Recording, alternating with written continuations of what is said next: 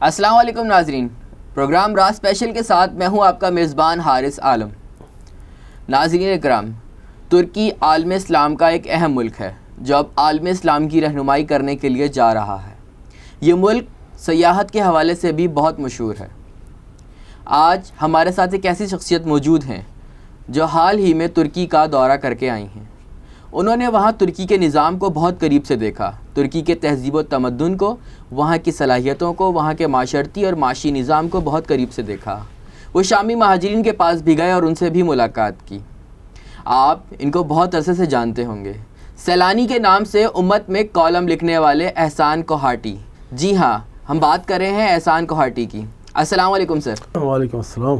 کیسے مزاج ہیں سر؟ الحمدللہ۔ اچھا سر، ترکی کا دورہ کر کے آئے حالیہ، تو کیا فرق دیکھا پاکستان اور ترکی کے اندر؟ دیکھیے، بندہ جب کہیں جاتا ہے، کسی لوگوں سے ملتا ہے تو پتہ چلتا ہے کہ وہ کسی قوم سے مل رہا ہے۔ صحیح۔ اور اگر آپ یورپ میں جائیں، فرانس میں جائیں، تو لگتا ہے کہ آپ کسی فاتح قوم سے مل رہے ہیں۔ ترکی میں اگر آپ جا کے ملیں گے تو لگے گا آپ کو کہ آپ ایک ایسی فاتح قوم سے مل رہے ہیں جو کبھی مفتون نہیں رہے، ترک کبھی غلام نہیں رہے، بلکہ ان کی حکومت 3 براعظموں میں تھی۔ اور یہ جو احساس تفاخر ہے وہ ان کے رہن سہن میں بھی جھلکتا ہے، ان کی گفتگو میں بھی جھلکتا ہے، ان کی نشست و برخاست میں بھی جھلکتا ہے۔ لگتا ہے کہ آپ کسی قوم سے مل رہے ہیں، کسی دلیر اور دبنگ قوم سے مل رہے ہیں۔ ترکی، یہی فرق ہے میرے خیال میں ترکوں میں اور عالم اسلام کی دیگر قوموں میں، کہ ترکی بدل رہا ہے، اور بدل کر وہ ایک ایسا جہاز ہے جو بھی ٹیک آف کر چکا ہے، وہ آگے جا رہا ہے۔ باقی ہم لوگ پیچھے دیکھیں، ہم لوگ کب ٹیک آف کرتے ہیں۔ سر، کیسا طرز رہائش ہے ترکی کا؟ ترکی میں دیکھیں جی، ترکی کے آلموسٹ پاکستان کا جتنا ہی اس کا رقبہ ہے، آبادی میں تھوڑا بہت فرق ہو سکتا ہوگا، اور رقبہ جیسا وہ لوگ فلیٹوں میں رہتے ہیں۔ بلکہ مجھے تو ایسے لگا استنبول میں جا کے، بلکہ استنبول سے لے کر میں جو ان کا بالکل ہی ایران کے ساتھ کے بارڈر کے شہر ہے، کلس ہے، شانلی عرف ہے، وہاں تک گیا تو بعض جگہ تو مجھے گلستان جوہر کے جیسے لگے، کچھ انچولی کے علاقے لگے، کچھ کھارا دار کے علاقے لگے۔ وہ فلیٹوں میں رہتے ہیں، یہ پلازاز میں رہتے ہیں، فلیٹوں میں رہتے ہیں۔ صرف گاؤں جو ہیں وہ تھوڑے سے مستثنی ہوں گے، باقی ہر ایک جگہوں پر یہ لوگ جڑ کے رہتے ہیں، مل کے رہتے ہیں۔ اور اسی طرح سے ان کے جو تہذیب و تمدن ہے اس میں بھی اجتماعیت کافی زیادہ ہے۔ ترک بات کے نام سے لوگ بہت واقف ہوں گے، تو وہ بھی دراصل ان کے کہنا چاہیے کہ بیٹھک کی جگہ ہے، وہاں پر جا کے یہ بیٹھتے بھی ہیں، وہاں غسل کا ان کا اپنا طریقہ کار ہے، وہاں گپ شپ بھی لگتی ہے، دن بھر کی بات چیت بھی ہوتی ہے۔ تو ترکوں کے بارے میں اگر کہا جائے کہ ایک مل جل کر رہنے والے لوگ ہیں جو ایک دوسرے کے ساتھ بڑے جڑے ہوئے ہوتے ہیں۔ اچھا، ہم ترکی کے حوالے سے جانتے ہیں کہ وہاں پہ خلافت کا نظام موجود تھا۔ خلافت عثمانیہ کا سب سے آخری جو پیریڈ گزرا 1923 میں جو ختم ہوئی، تو وہاں ترکی ختم ہوئی۔ سر، اس کے بعد کا ترکی اور آج کا ترکی، آپ کو لگتا ہے کہ ترکی اپنے اصل کی جانب لوٹ رہا ہے؟ کیا تہذیب و تمدن آج بھی وہی ہے؟ ترکی اپنے اصل کی جانب بڑھ رہا ہے۔ 1923 کے بعد جو سقوط خلافت ہوئی، اس کے بعد جب وہاں پر کمال آتا ترک صاحب نے جو ایک سیکولر نظام لے کر آیا، اس کے بعد شاید ناظرین کو لوگ جانتے ہوں یا نہ جانتے ہوں، وہاں صورتحال یہ تھی کہ مساجد پہ تالے لگا دیے گئے تھے، نماز پڑھنے پر پابندی لگا دی گئی تھی، ایون یہ کہ اذانوں پر پابندی لگا دی گئی تھی، مساجد سے اذانوں کی آواز نہیں اٹھا کرتی تھی۔ وہ ترکی تھا۔ اور اس کے بعد پھر خواتین پر پابندی تھی کہ وہ حجاب نہیں لے سکتی تھی۔ ایون یہ کہ ابھی تو یہ زیادہ پرانی بات بھی نہیں ہے کہ جو ترک کے ہیں وہ حج بھی نہیں کر سکتے تھے، وہ حج پر بھی نہیں جا سکتے تھے۔ یہ پرمیشن ملی بھی زیادہ پرانی بات نہیں ہے۔ اب وہی ترکی ہم جا کے دیکھتے ہیں کہ وہاں مساجد آباد نظر آتی۔ ایون حال یہ تھا، ہمارے ایک دوست بتاتے ہیں، یہ 90s کی بات ہے، کہ وہ ایک مسجد میں گئے تو بڑی خوش رحانی سے کوئی امام صاحب کا رد کر رہے تھے نماز میں، ان کا جی چاہ کے جا کے امام صاحب سے مسافہ کریں، پوری مسجد گھوم پھر لی، لیکن وہاں پر کوئی امام تھا ہی نہیں۔ انہوں نے کسی سے پوچھا کہ یار امام صاحب کہاں چلے گئے؟ بولا وہ تو فلاں مسجد میں ہے۔ تو انہوں نے پوچھا جب وہ فلاں مسجد میں ہے تو یہ امامت کون کروا رہا تھا؟ کہاں یہاں اسپیکر نصب تھا، وہ ایک مسجد ہے، ان کے پاس 5 ایک امام ہے، ان کے پاس 5 مساجد ہے، یعنی تو انہوں نے کہا ایسی نماز کیوں ہوتی؟ کہتے جی نماز ہو جاتی ہے۔ تو سیکولر ترک وہ تھا۔ اور اب ترکوں کا ماشاءاللہ یہ حال ہے کہ وہاں مساجد میں جائیں تو وہاں پر آپ کو صفوں میں لوگ نظر آئیں گے۔ ایون یہ کہ میں شانلی عرفہ میں گیا، شانلی عرفہ وہ شہر ہے جس سے انبیاء کا شہر کہا جاتا ہے۔ میں ناظرین کی دلچسپی کے لیے عرض کر دوں کہ وہ شہر ہے جہاں پر حضرت ابراہیم علیہ السلام کو نمرود نے آگ میں ڈالا تھا۔ اور یہ وہ شہر ہے جہاں پر حضرت ایوب علیہ السلام نے اپنی بیماری کے دن گزارے تھے اور انہیں حکم ہوا تھا کہ فلاں کنویں سے جا کے غسل کرو، تم شفا یاب ہو جاؤ گے۔ تو یہ وہ شہر ہے. تو اس شہر کے اندر ایک مسجد میں ہم صبح اٹھ کے میں گیا تو وہاں پر فجر کی نماز کے لیے مجھے بچے اونگتے ہوئے ملے, قرآن پڑھ رہے تھے, ایک بچہ سینے سے قرآن لگا کے سو رہا تھا. مجھے تو بڑا پیارا لگا وہ سارا سما. پتہ چلا کہ شانی اور فامی اس مسجد میں 60 بچے قرآن حفظ کر رہے ہیں ماشاءاللہ. تو ترکی بہت تیزی کے ساتھ اپنے اصل کی طرف پلٹ رہا ہے. اب دیکھیں کہ باقی جو عالم اسلام ہے وہ کب پلٹتا ہے. سر یہ ہمارے لیے بھی خوش آئند بات ہے کہ ترکی ایز اے رول ماڈل جو ہے وہ آ رہا ہے سامنے. سعودی عرب, ایران, پاکستان اور ترکی کا اگر ایک بلاک بنتا ہے اور وہ قائدانہ صلاحیتوں کے اظہار کے طور پہ ترکی لیڈ کرتا ہے تو کیا عالم اسلام پہ فرق پڑے گا؟ کیونکہ ہم دیکھتے ہیں کہ عالم اسلام اس وقت جو ہے نا بکھرا ہوا ہے, ہر جگہ خون بہہ رہا ہے عالم اسلام میں. ترکی کے قائدانہ صلاحیتوں سے کوئی فرق پڑے گا عالم اسلام کے لیے؟ میں نے جس ترکی کو دیکھا مجھے تو ایسا لگا کہ ترکی آنے والے وقت میں اپنے آپ کو ایک رہنما کے طور پر تیار کر رہا ہے. میرے خیال میں عالم اسلام میں شاید عسکری اداروں کے پاس کچھ ایسے تجزیاتی ادارے ہوں کہ جو مختلف جگہوں کو ریسرچ کر کے پیشن گوئیاں کر سکتے ہوں, لیکن عوامی سطح پر ایسا نہیں ہے. ترکی میں ایک ایسے ادارے میں گیا کہ جہاں پر آپ مختلف ڈیسک بنے ہوئے ہیں. آپ وہاں پر پاکستان کے حوالے سے ایک ڈیسک بنا ہوا ہے, پاکستان کے پرابلمس کے حوالے سے, وسائل کے حوالے سے, مسائل کے حوالے سے, صلاحیتوں کے حوالے سے آپ ان سے بات کر لیجئے. برما کے حوالے سے ان سے بات کر لیجئے. اس کے علاوہ سے بوسنیا اور ہرزیگوینیا کے ایشوز پر ان سے بات کر لیجئے. وہ ایک تھنک ٹینکس بنا کے وہ لوگ آگے چل رہے ہیں, آگے بڑھ رہے ہیں, اپنے آپ کو تیار کر رہے ہیں. پھر اس کے بعد انہوں نے دیکھیں کہ اپنی معیشت کو بڑا مستحکم کیا. اگر اس وقت میں ترکی آگے بڑھتا ہے اور اس کے جو ساتھ کی کنٹریز ہیں وہ اس کے ساتھ کندھے سے کندھا ملا کے کھڑے ہو جاتی ہیں, بے شک وہ اس کی مانیٹری کو قبول نہ کریں, اس کی رہنمائی کو قبول نہ کریں, لیکن اس کے ساتھ کندھے سے کندھا ملا کر بھی کھڑی ہو جاتی ہیں, تو عالم اسلام میں بہت تیزی سے وہ تبدیلی آئے گی جس کو آنے میں میرا خیال ہے کئی دہائیاں لگے. اچھا سر, آپ ترکی کے مختلف مقامات پہ گھومے ہوں گے, بہت سارے سیاحتی مقامات بھی دیکھے ہوں گے.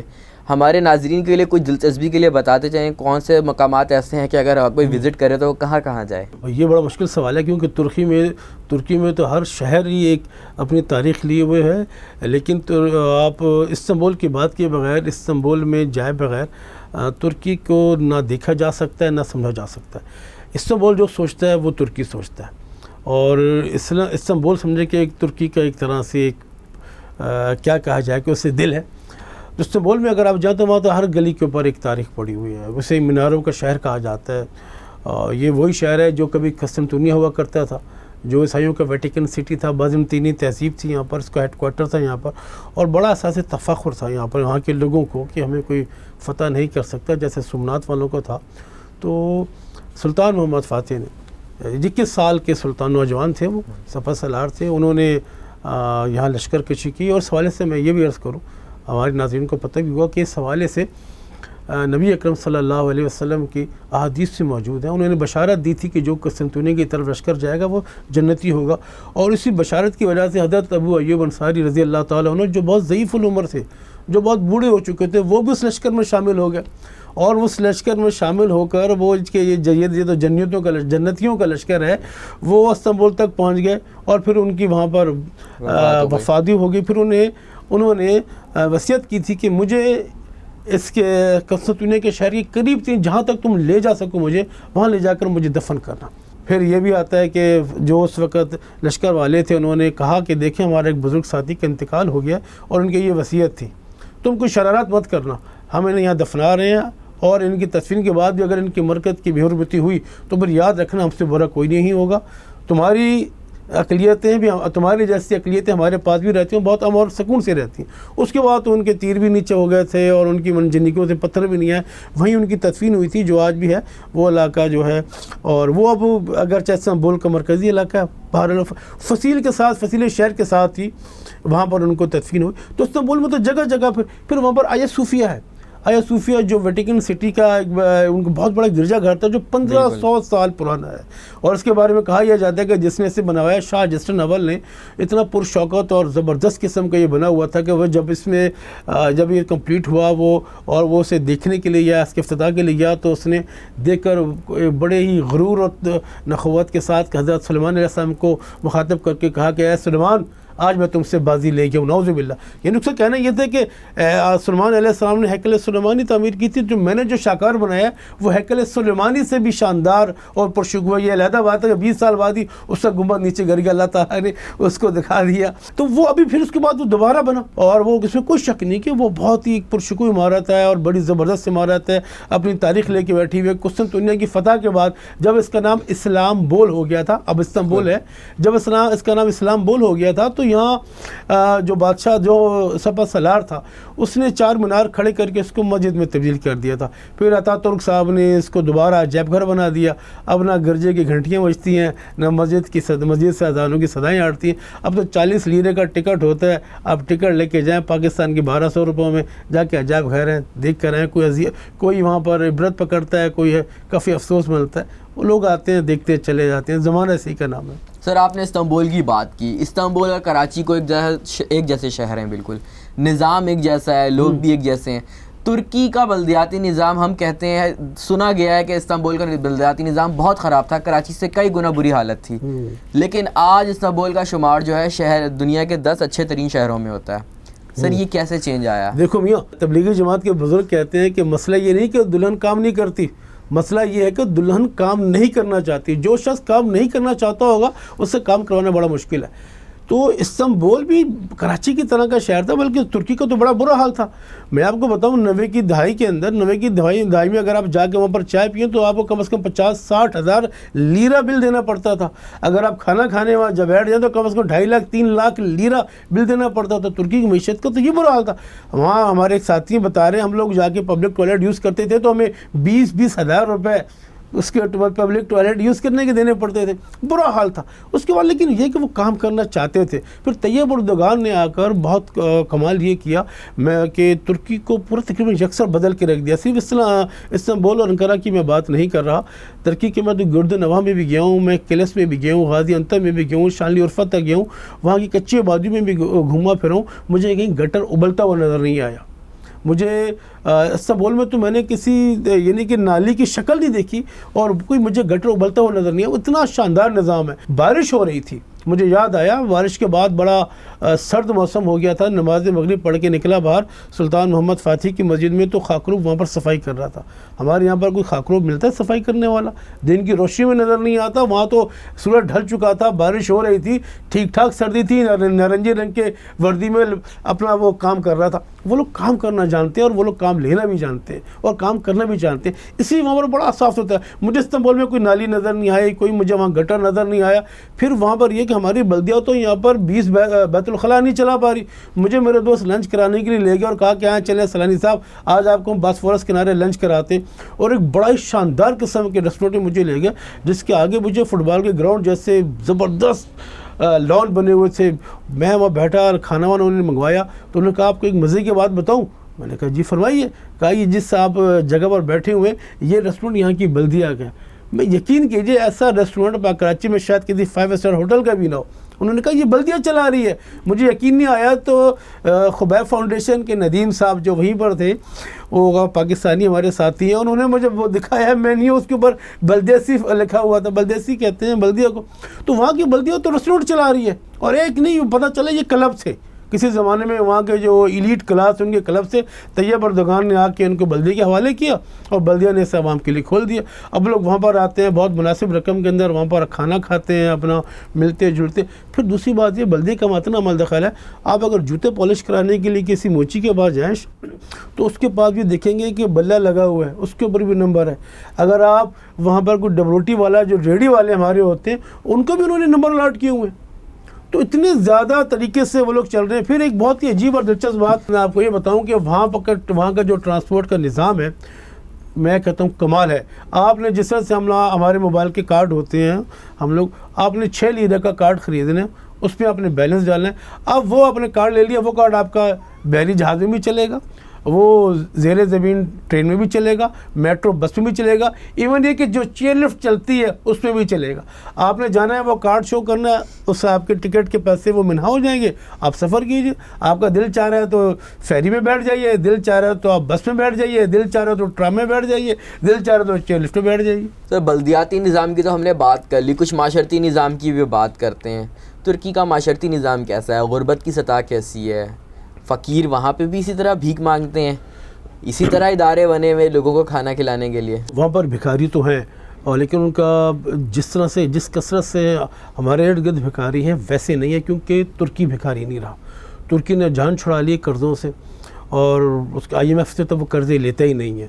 اب اور دوسری یہ انہوں نے یہ کیا کہ انہوں نے اپنے قدموں پہ ترکی نے کھڑا ہونا شروع کیا، اور کھڑا ہو چکا ہے وہ. میں بڑا حیران ہوا کہ مجھے ایک ساکٹ سوئچ چاہیے تھا، وہ مجھے ملا تو وہ بھی میڈ ان ترکی لکھا ہوا تھا. میں نے اپنی بیٹی کے لیے گڑیا خریدی، گفٹ خریدا، تو وہ بھی ترکی زبان میں کچھ لوریاں سنا رہی ہوتی ہے. تو ترکی چھا گیا ہے، اور اس نے ٹوٹلی اپنے قدموں پہ کھڑا ہوا ہے. وہ اس نے باہر والوں کو اندر آنے کی بہت کم اجازت دی ہے. ہمارے یہاں پر تو یہ کہ ہر چیز جو ہے ہمارے پڑوسی ملک کی نظر آ جاتی ہے، ہمارے یہاں تو ہر چیز ہمیں کہیں باہر کی نظر آتی ہے، اور بڑے فخر سے خریدتے ہیں. وہاں پر ایسا نہیں ہے. یہ بہت بڑی وجہ ہے جس کی وجہ سے ترکی کی معیشت بھی مضبوط ہوئی ہے، اور وہ اپنے قدموں پہ کھڑا بھی ہوا ہے، اور لوگوں کو اعتماد بھی ہوا ہے. اس وجہ سے اور اس تبدیلی نے ترکوں کو تبدیل کر کے رکھ دیا. وہاں پر غربت کی شرح بہت کم ہے، بھکاری نظر آتے ہیں لیکن بہت کم نظر آتے ہیں. ان میں زیادہ تر بھکاری جو ہیں وہ سیرینز ہیں، جو بیچارے ہمارے شامی بھائی ہیں، وہ لٹ پٹ کے وہاں پر آئے ہیں. تقریباً 35 لاکھ اس وقت شامی مہاجرین ہیں جن کا بوجھ ترکی نے اٹھا رکھا ہے. بہت اچھی طرح سے وہ ان کے ساتھ برتاؤ کر رہے ہیں، ان کو اکوموڈیٹ کرنے کی کوشش کر رہے ہیں. لیکن ظاہر ہے 35 لاکھ کی بہت بڑی آبادی ہوتی ہے، تو اتنے سارے لوگوں کو ساری سہولتیں فراہم کرنا، ان کی ساری ضروریات فراہم کرنا کہیں نہ کہیں کثر رہ جاتی ہے. بالکل. آپ شامی مہاجرین کی طرف آئے تو میں اگلا سوال بھی شامی مہاجرین سے متعلق ہی ہے کہ شامی مہاجرین ترکی میں بڑی تعداد میں آ رہے ہیں، ترکی ان کا بوجھ اٹھا رہا ہے، عالمی طاقتیں اتنی مدد نہیں کر رہی جتنی کرنی چاہیے. ترکی کب تک ان کا بوجھ اٹھائے گا؟ دوسری بات، آپ شامی مہاجرین سے ملے ہوں گے، ان کا کیا کہنا تھا؟ ان کو کیا مستقبل نظر آتا ہے اپنا؟ ہاں، یہ بہت امپورٹنٹ بات ہے. ترکی میرے جانے کا ایک بڑا مقصد بھی یہی تھا کہ سیر و سیاحت تو ہوتی رہتی ہے، لیکن جو شامی مہاجرین ہیں ان کی حالت زار دیکھی جائے. دیکھیے، تقریباً کوئی 35 لاکھ کے کچھ 65 لاکھ شامی مہاجرین اس وقت پوری دنیا میں بیچارے اپنے ملک سے. یہ عجیب معاملہ ہے، المیہ ہے کہ اسی ملک ان کو اپنے ملک سے نکلنے پر مجبور کر دیا، اسی ملک کی ریاست کے حکمرانوں نے، حکومت نے، جس کے 35 لاکھ تقریباً جو مہاجرین ہیں وہ ترکی کے آواز ان کی ترکی میزبانی کر رہا ہے. اور انہوں نے ایک بفر زون بنا لیا ہے ترک فوج نے سیکور کرتی ہے، اور وہاں پر خیمہ بستیاں ان کی بنی ہوئی ہیں. لیکن اس کے باوجود بہت سارے ترکی جو شامی مہاجرین ہیں وہ جو آس پاس کے شہر ہیں جیسے کلس ہے، جیسے شانلی عرفہ ہے، غازی انتب ہے، وہاں پر آ گئے ہیں. تو وہ وہاں پر رہ رہے ہیں. یہاں پر بہت بڑا رول جو ہے ان کی ایک تنظیم ہے IHH، جس کا نام انسانی حق حریت ہے، اور یہ امت مسلمہ کی تقریباً سب سے بڑی NGO جیسے کہہ لیں ہیں. اور کمال یہ کہ کسی حکومت سے یہ فنڈ نہیں لیتی. $200 ملین اس کا بجٹ ہے. اس کا برما میں بھی یہ کام کر رہی ہے، اور مجھے پتہ چلا ہے کہ پاکستان میں بھی یہ کام کر رہے ہیں. خبیب فاؤنڈیشن کے نام سے یہ لوگ یہاں پر کام کر رہے ہیں. اچھا، یہ جو ہیں یہ تمام مہاجرین کو رجسٹرڈ کرتے ہیں، اور ان کو ان کی ضروریات کے مطابق ان کو گھروں پہ راشن پہنچاتے ہیں. اگر کوئی بیمار ہے تو اس کا علاج کرواتے ہیں. ان کی تمام بہت ایک باقاعدہ نظام کے ذریعے ہر مہینے ان کے رضاکار وہاں پر جاتے ہیں. ان کے گھر میں زیتون کا تیل، ان کے گھر میں راشن، دالیں، آٹا، چاول، کوئی بچہ ہے تو اس کا فیڈر وغیرہ تمام چیزیں وہاں پر گھروں پر پہنچا کے آتے ہیں. لیکن ظاہر ہے اتنی بڑی تعداد میں یہ انتظام ہو رہا ہے، کہیں نہ کہیں کثر پھر میں نے کہا کہ رہ تو جاتی ہے. یہی وجہ ہے کہ ہمیں وہاں پر ہاتھ پھیلائے ہوئے بھکاری بھی نظر آتے ہیں، ہمیں وہاں پر بچے بھی نظر آتے ہیں جو بھیک مانگ رہے ہوتے ہیں، جن کی ضرورتیں پوری نہیں پڑ پاتی.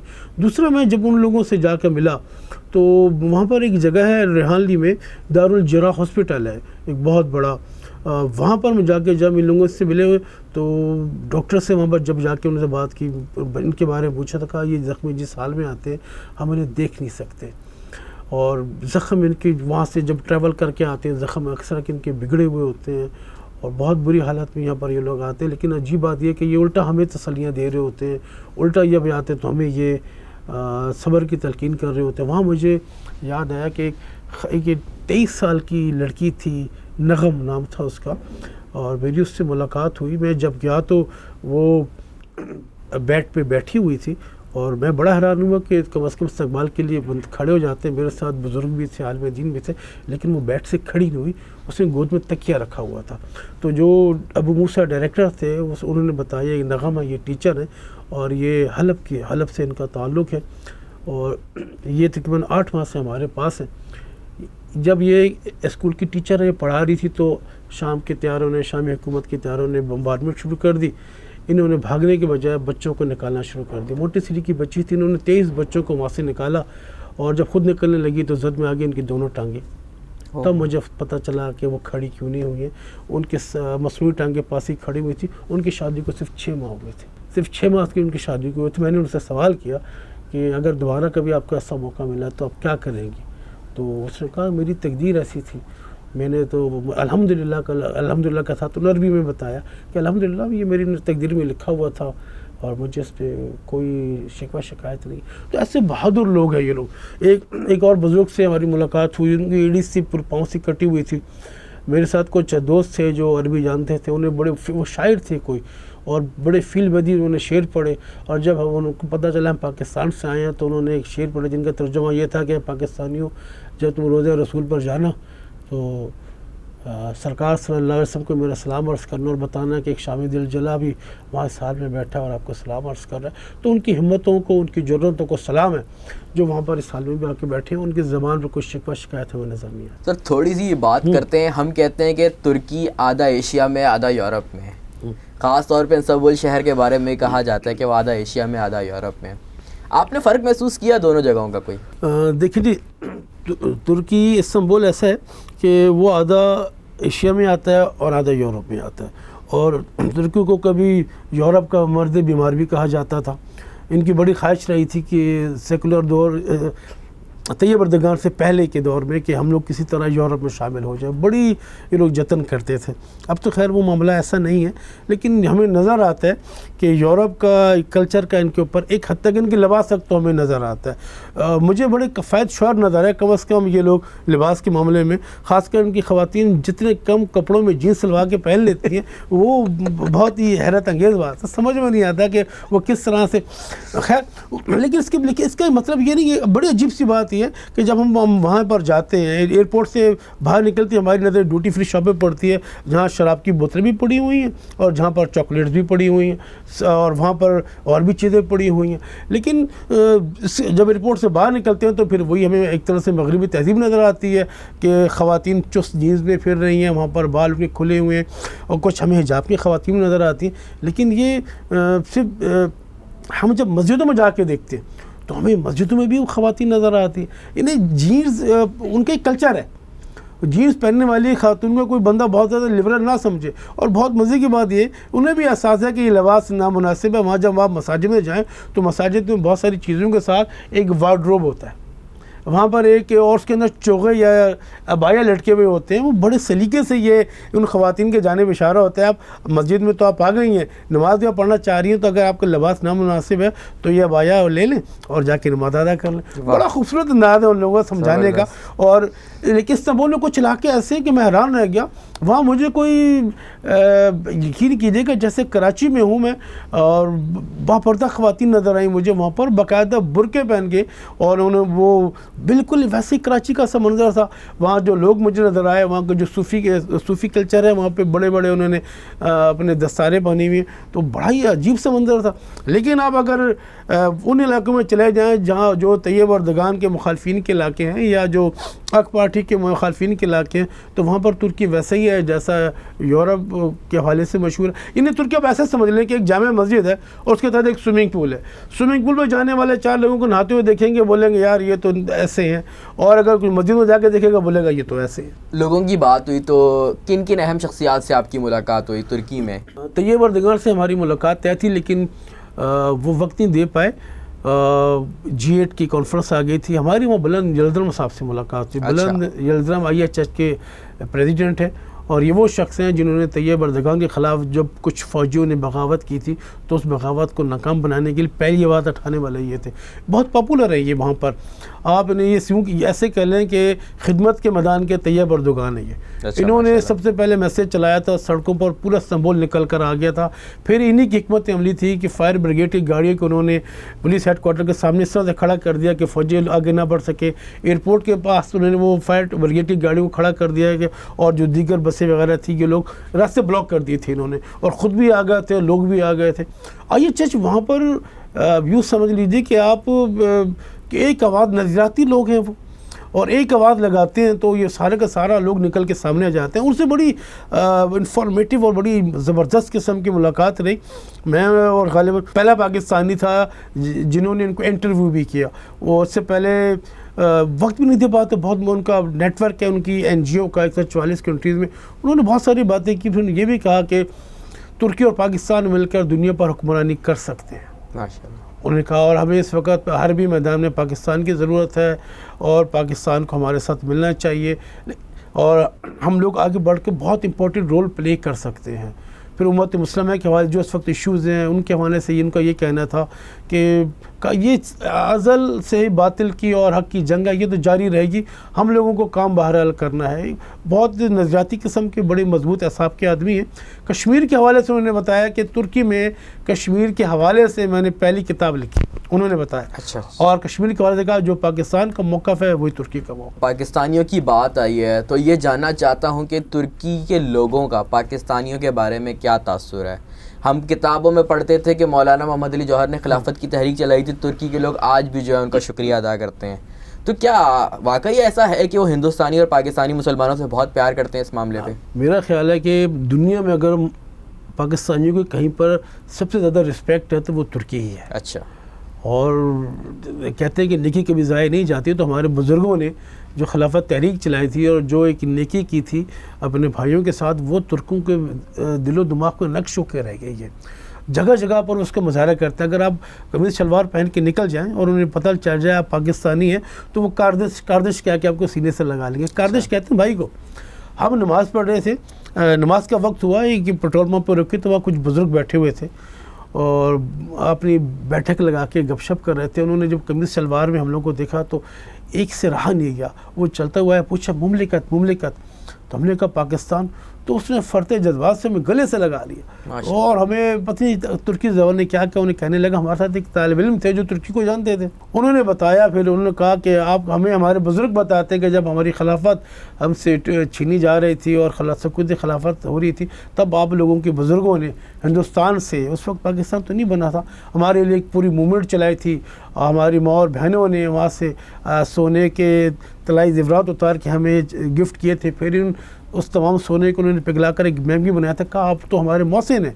پھر انہوں نے بڑی عجیب بات کی, کہا دنیا میں بھی ترکی اور پاکستان بھائی بھائی اور انشاءاللہ آخرت میں بھی نبی صلی اللہ علیہ وسلم کے ساتھ ہم لوگ بھائی بھائی کی حیثیت میں رہیں گے. اور اس طرح کے بڑے واقعات ہم لوگ کو نظر آتے ہیں. آپ کو خاص کر جو پرانے بزرگ ترک ہیں وہ پاکستان سے بڑی محبت کرتے ہیں. اور اب جب آپ کو پتہ چل جائے کہ آپ کسی پاکستانی سے مخاطب ہیں تو ان کے پتہ چل جائے گا, ان کے چہرے کا تاثر ہی بالکل بدل جائے گا کہ آپ وہ ایک بالکل ایک دوستی کی فضا بن جاتی ہے. بڑا محبت اور بڑا اکرام کا معاملہ کرتے ہیں ہمارے ساتھ. بولو سر, ترکی کو آپ نے دیکھا ایک ترقی یافتہ شہر ماشاءاللہ دیکھ کر آئے, ایک ترقی یافتہ ملک دیکھ کر آئے, استنبول شہر آپ نے دیکھا. پاکستانیوں کو کیا میسیج دینا چاہیں گے کہ وہ اپنے آپ کو ترکی جیسا کیسا بنا سکیں؟ میں نے پہلے کہا تھا نا کہ مسئلہ یہ نہیں ہے کہ دلہن کام نہیں کرتی, مسئلہ یہ ہے کہ دلہن کام نہیں کرنا چاہتی. تو یہاں پر دولہے کام نہیں کرنا چاہتے. ہم لوگوں کو بہت ساری جگہوں پر ترکی کے تجربات سے فائدہ اٹھا سکتے ہیں اور ترکی ہمارے تجربات سے فائدہ اٹھا سکتا ہے. ترکی نے بہت ساری چیزیں ہم سے لی ہیں اور وہ انہیں لے کر آگے بڑھ رہا ہے. میری وہاں طیب اردگان کے مشیر سے بات ہوئی, فاروق کورکما صاحب سے.